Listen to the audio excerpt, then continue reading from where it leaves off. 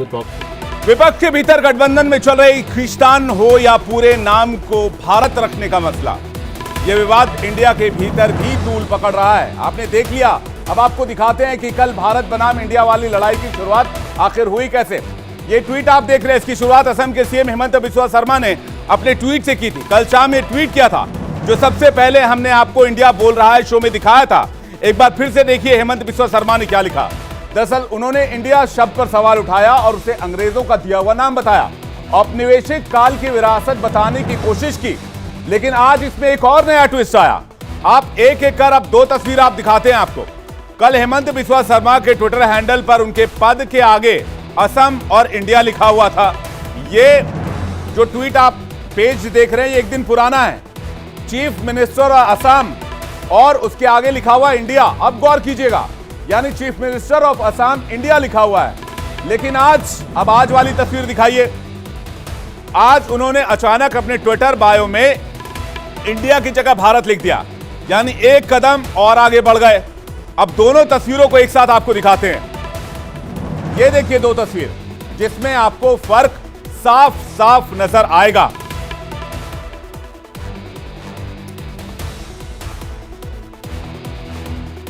अब दोबारा विपक्ष की राजनीति पर लौटते हैं। भले ही 26 दलों का एक साथ मिलकर चुनावी वादा किया जा रहा हो, लेकिन हकीकत क्या है वो हम आपको बताएंगे। लेकिन उससे पहले देखिए सीपीएम नेता सीताराम येचुरी ने क्या कहा, ये आपको दिखाते हैं। सीताराम येचुरी क्या कह रहे हैं इस पर।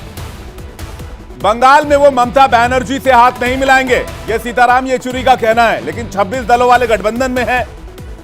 बंगाल में टीएमसी और कांग्रेस का कोई गठबंधन नहीं होगा, यह भी साफ किया जा रहा है। इसके साथ ही लिखते हैं हम टीएमसी और बीजेपी के खिलाफ चुनाव लड़ेंगे। ये सीताराम येचुरी सीपीआईएम के नेता साफ तौर पर कह रहे हैं। यानी कि क्षेत्रीय गठबंधन को लेकर, सेंटर को लेकर गठबंधन कर रहे हैं, लेकिन क्षेत्रीय सहमति नहीं बन पा रही है। इसमें आप देखिए टीएमसी के साथ जाने के लिए लेफ्ट तैयार नहीं है, और जाए भी तो कैसे। 4 दशक की राजनीति लड़ाई के बाद टीएमसी वहां सत्ता में आई और अब लेफ्ट जो है वो टीएमसी के खिलाफ लड़ रहा है। तो ये एक कैसे होंगे।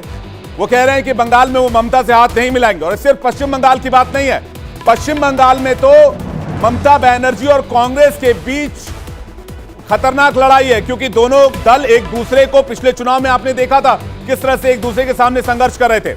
अब आपको देश के नक्शे के जरिए समझाते हैं कि विपक्षी गठबंधन की 26 पार्टियों के बीच कहां कहां मामला फंस सकता है।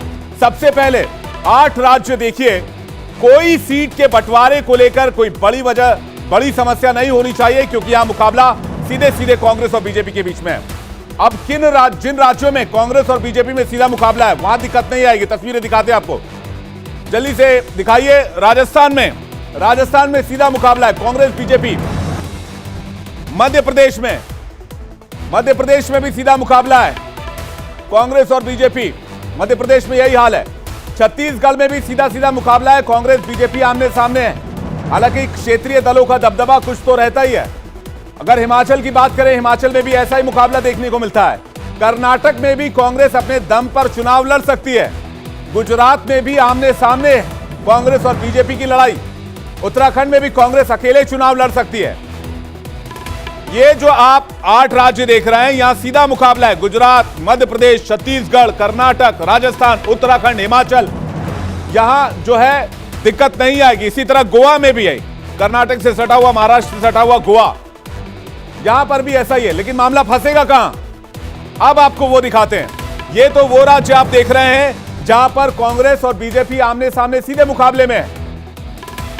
लेकिन मामला कहां फंसेगा, अब वो तस्वीर भी आपके सामने रखते हैं। जहां क्षेत्रीय पार्टियां कांग्रेस से ज्यादा मजबूत हैं, वहां कांग्रेस के साथ आने में कौन कौन से क्षेत्रीय दल हैं जो कतर हैं, वो आपको दिखाते हैं। ये है जहां पर I.N.D.I में दिक्कत आ सकती है। इनके तालमेल की टेंशन है। पश्चिम बंगाल, चलिए पश्चिम बंगाल में 3 दल एक साथ कैसे आएंगे, कांग्रेस, लेफ्ट और टीएमसी, क्या ये साथ आ पाएंगे। सबसे बड़ा सवाल इस गठबंधन को लेकर। दिल्ली, चलिए दिल्ली में बताइए, क्या ये 2 दल एक साथ आ पाएंगे, क्या इनके बीच में सीट शेयरिंग हो पाएगी। हालांकि दिल्ली में 2 दल एक साथ पहले आ चुके हैं, लेकिन उसके बाद नहीं साथ आने की कसम खाई थी। पंजाब, चलिए पंजाब में क्या ये दोनों पार्टियां एक साथ आएंगी, दिल्ली और पंजाब में सीट शेयरिंग करेंगी। पंजाब का यही हाल नजर आ रहा है।